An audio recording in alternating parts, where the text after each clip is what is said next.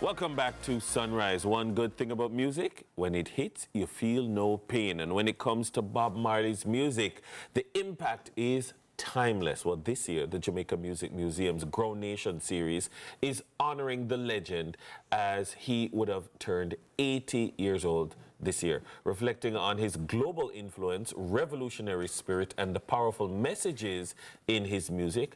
Well, joining us this morning is the director and curator of the Jamaica Music Museum, the one and only Herbie Miller, to tell us more about this Reggae Month celebration and the brand new exhibition that they have in store for the public. Sir Herbie, how you doing? Boy, Dennis, we're good, you know. It's always a pleasure. It's always a pleasure talking to you. It's a pleasure for me. The Grounation series, I think it's so important as an institution of cultural retention, and the relevance is certainly not lost on me. For the people who don't get it, for maybe the youngsters who their teacher is telling them, we're going to bring you to Grounation series this year, what can they expect? What is Grounation? Well, let me answer the first part immediately. I grew up in a community where on Warwick Hill, Count Ozzy, Johnny Moore, Don Drummond, all these excellent musicians that we have produced would come together, reason about everything in the world, as if they could solve all those problems. But they spoke about it, and those of us young boys who could hear understood what they were talking about, whether it was the apartheid system in South Africa or what Miles Davis was doing with jazz. But it was also a communal exercise. Those who could bring fish from the fishing beach, they brought fish, food, and of course the Holy Sacrament. And I tried to replicate that at the Institute of Jamaica, a very old cultural institution, in a forum where discussions on topical subjects, etc., historical as well, sociological things, the things that affect us as Jamaicans, coming out of an experience that produce a culture that is so unique. And of course, I try and we always succeed in bringing the eats and the drinks and everything but the sacrament to our Grounation. This year, the focus is on Bob Marley, quite rightly so, and his legacy. Bob Marley has been talked about, analyzed, deconstructed by academics and non-academics alike. What is Grounation trying to do, maybe different as well as maybe the same this year? Everything you just said is true, including the recent movie. Yes. And what I'm trying to, or what we're trying to do with Grounation this year is to focus on his legacy beyond music itself. How has Bob's music, his worldview, situated us as a generation still trying to figure out the problems of this planet? How has it informed that search, that yearn for human togetherness? And of course, Bob was not only about peace and love and unity. Absolutely. By any means necessary to achieve that, he was for that too. And so I'd like to deconstruct, as you've said, but from a legacy perspective. For example, on Sunday past, we had Mayor Motley present. I did not approach Ms. Motley as a prime minister, but as someone who describes herself as a Bob Marley disciple. And she brought such depth of how his legacy has informed her to go around the world and become this voice for the people.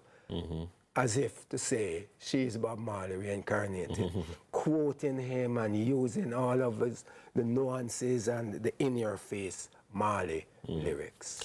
You know, one of the things that in looking at his legacy, because there's the message music side, the lover side, all of the different sides to Bob, as we've discussed. As a music, Well, reggae music was the music of, in many ways, the music of Rastafari.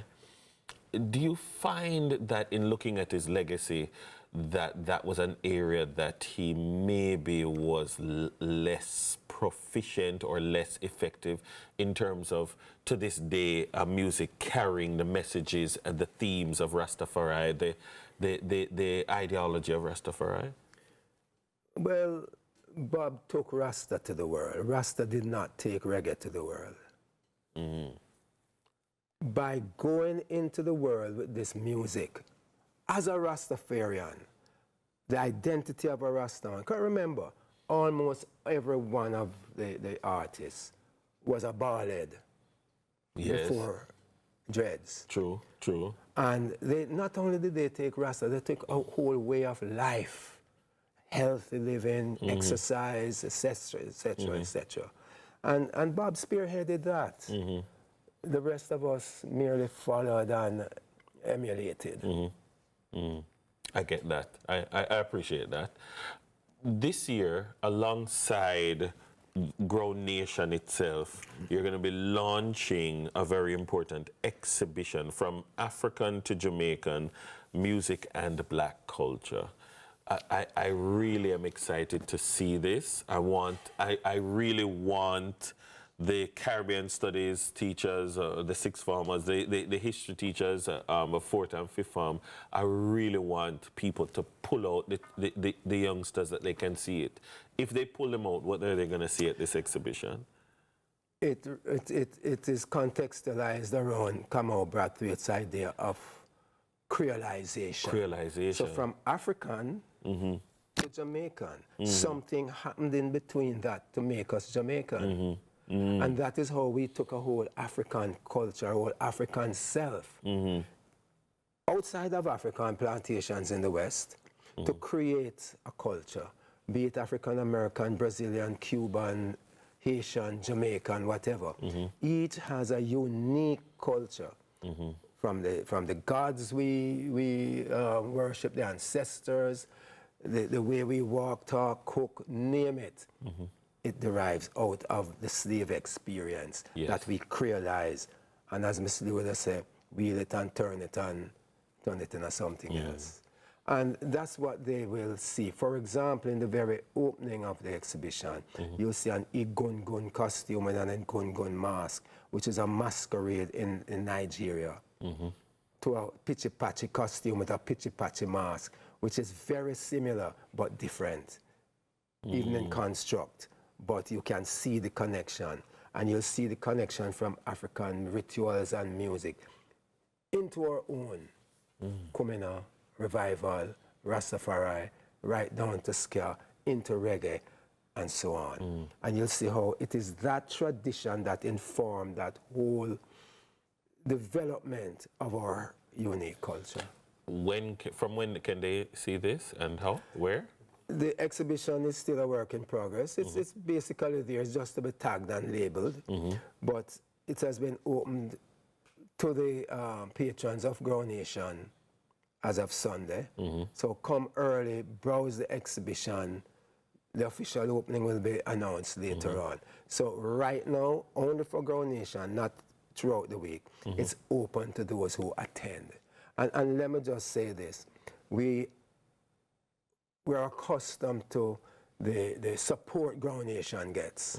But let me tell you, the responses for the exhibition is humbling. I really, because of all the things with the Kamau Brathwaite and the creolization, I really am going to emphasize that I'd like teachers of sociology, teachers of Caribbean studies, teachers of history to bring their students out. Also teachers of communication studies, so the sixth form, the entire sixth form body needs to be coming to this, and that you will see what you are learning about in class right before your eyes. So come out and come to the Jamaica Music Museum, that's Institute of Jamaica, and you will not be disappointed. Make it a field trip. The address? Yes, tell them where the Institute of Jamaica is. Institute of Jamaica, downtown. 10 to 16 East Street, downtown Kingston.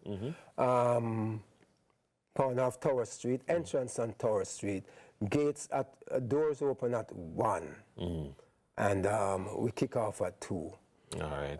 And this week I'll be doing the presentation. It's called, I don't remember what it's called, but it's about Marley's music in terms of plantocracy, resistance, and freedom. All of that is in his music, and that's what I'll demonstrate. We'll see you there. Thank you very much. My guest has been Herbie Miller, Director and Curator of the Jamaica Music Museum, sharing what's in store for Grounation 2025. Guess what? TK is up next with the morning news. If you listen carefully now.